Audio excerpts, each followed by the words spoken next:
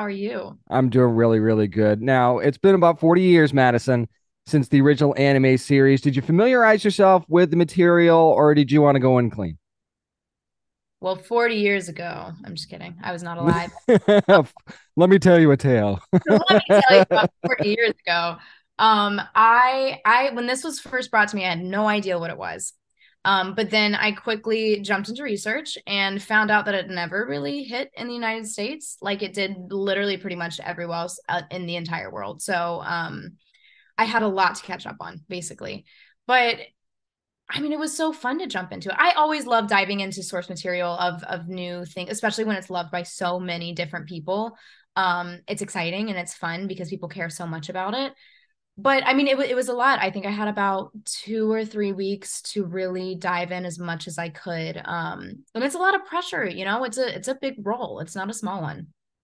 Absolutely not. It's actually a dueling role in a way too, because Sienna is definitely one of the most interesting characters in the story, if not the most interesting character in the story. So once you get to know more about her, what excited you the most about playing her?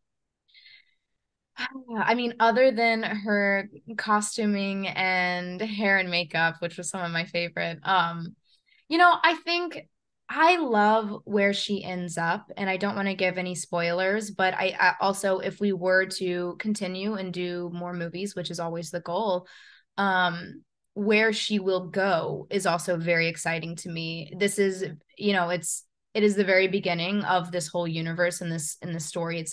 Our film is an introduction to these characters and sort of how broad this universe is.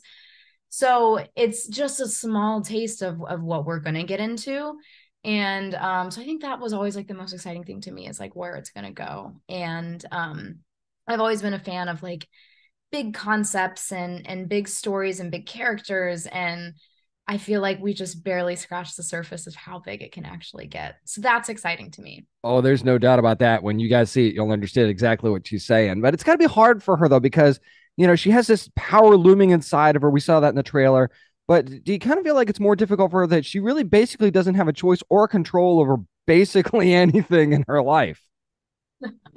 Yeah, and that's like, it's such a parallel theme in our film because at the same time, Seiya, played by our lovely McKenyu, when these two characters meet, they're both dealing with the same thing. They're stubborn. They don't want to handle the cards that they've been dealt in life, and they're doing everything they can to possibly not. But they sort of create this bond throughout where they sort of have to face their realities eventually and do it and believe in themselves and believe they can do it. So I mean, yeah, it's the journey she goes on. It's inspiring, and I always find like I sort of have these parallels with these characters that I jump into time and time again. I'm not sure why. I don't know if it's subconscious or why I do it, but she's sort of having this imposter syndrome throughout, and similarly, it's a big. So many people love this story, and they love Athena, and so I've found myself, time and time again, just like, are they sure it's me? Like, did they cast well? Like, and there's big shoes to fill. So, I was kind of with her throughout her whole journey of filming. I think they casted pretty well. I don't think you need to worry about that at all. Thank I've seen it. you. Yeah, I think you're good. Thank you. I think it's safe to say that she has a very complicated family life. I want to start with dad, though. How special is that relationship between Sienna and her father? Oh, first of all, Sean Bean. Good old Yes. Sean Bean. I mean, I'm such a huge fan. I'm actually rewatching Game of Thrones right now, so I'm like re-fangirling over the fact that I already worked with him.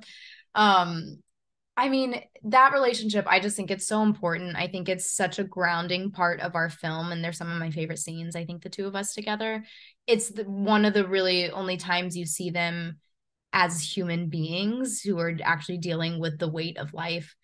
But Sean Bean, I mean, he could read the dictionary and it would be interesting. He is so good, and I'm so glad he is who is telling most of the exposition in our film because it's a lot, right? It's a lot of information, and if you've never seen the original anime or manga, it's a lot to dive into. So the fact that Sean Bean is going to spoon feed you all of the information in our film, you're in for a treat because he does it so well. That is true. If you're going to get the information from anybody, yeah, he's probably the guy. that Yeah, you want to get it me from. too. I want to read, all the stuff in my life. If I have a biography, I want Sean Bean introducing me Oh, forever. for sure, for sure. But when we know that he's keeping her safe for a reason because we got this army that's coming after her. So tease for us a little bit. How dangerous are these, people that are coming after her?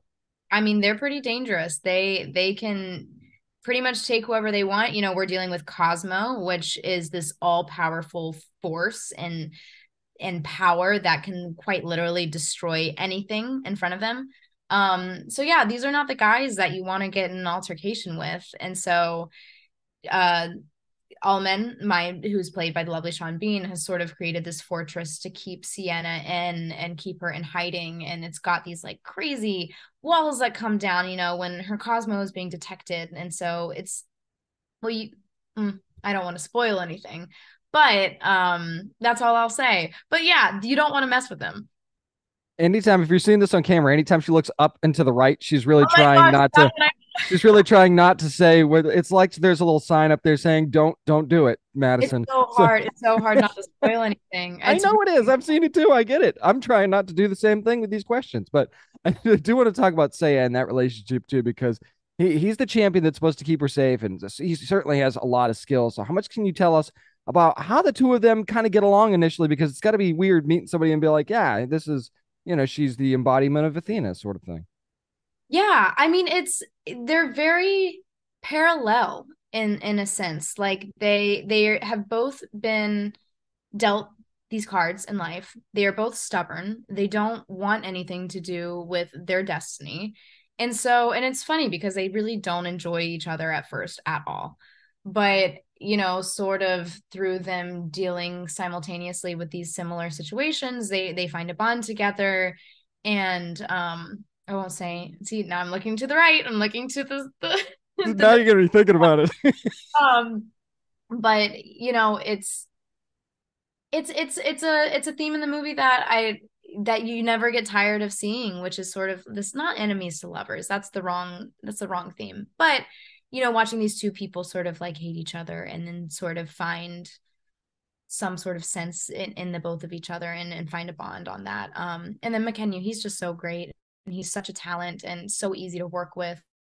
And we just had a lot of fun together. Oh, that you could definitely tell that for sure, for sure. We got some incredible action in this movie, Madison. I mean, just in the trailer alone, that, like you said before, scratches the surface on this thing. So, how much were you looking forward to possibly getting in on some of that? Because you had to see some of the stuff that everybody else was doing and go, I got to get a piece of that. I keep telling Andy, I was like, Athena needs to do more. Come on. Famke got to do some fun stuff, but I was like, Athena can do a little more. Andy Chang, who did all of our stunts, he's incredible. He's a legend. It was so much fun to watch, and his whole team, they're just so incredible. They were able to create such a fresh, organic style of fighting that I've never really seen before in a film. It's very unique to our movie, and I think it's one of the key elements in our film that makes it stand out. He's so good. He's so good. And it was so fun watching them fight. And then it's fun, you on set, there's no special effects or anything, but then like watching it all come to life, it's so impressive. But yeah, I want to do more. Andy. Let's do more, Andy. Hand, nudge, nudge, sort of thing. You Nudge. talk about the look, and that's definitely something I wanted to get to because that was one of the wow factors for me. It was just that look of Athena, and again, we get like a small smidgen of that in the Yeah. trailer. So, how impressed were you with this look and just the design of the character? Because it just pops so much. Oh, I'm so glad. It was very collaborative and it was a lot of conversation. I think the trick with live action remakes is you want to stay true to what was done 30 years ago, but also you want to bring something fresh and new and a little more grounded and just different. So it was, we talked a lot about if we wanted to stick with the manga where she has this like golden brown hair, or if you want to stick with the anime where she has this like vibrant purple hair. And then also even the costuming, like you want to modernize it. And our amazing costumers, they wanted to bring in a little more Greek mythology since it's such a driving force in our film. And even like Athena wears this bronze breastplate that has the symbol of the owl, which is Athena's symbol. There's all these tiny little details that if you pay enough attention, you'll see. But I do remember the hair was a big conversation. And it was, gosh, it was one of the only things that I was like, guys, like, you gotta have the purple hair. It's just gonna be so iconic. But they wanted it to be, you still want to make it grounded. You don't want it to be ridiculous. But we did lots of like hair and makeup tests. And I remember when I first tried on the wig, Yoshi, who's been a part of Saint Seiya for so many years, he started to tear up a little bit. And I was like, okay, like, come on, guys, like we And gotta, then there's the right choice. yeah. But I think we didn't make that decision until up until like the morning of filming. I remember I was Wow. with our director and they still hadn't made a decision. I was like, they have to have the wig ready in the morning. And so he was like, let me sleep on it. I went to our hair and makeup trailer in the morning and he finally gave me the text. He said, put it on. I was like, are you sure? Because if it goes on, like, we don't go back, that you make the decision. You can't really CGI out, a whole wig, I guess. No. Nowadays you probably could. They can do anything now. It's pretty crazy. But yeah, it was very collaborative. It was a lot of fun to sort of give my ideas of where to take the character and costuming and hair and makeup and Tomek and everyone. But it was all done, with the fans in mind. I think that was important to me, was to make sure they got the Athena that they would want in a live action. Madison Iseman, thank you so much for your Thank time. you I really so appreciate it. much. Have a good one. Thank you, you too.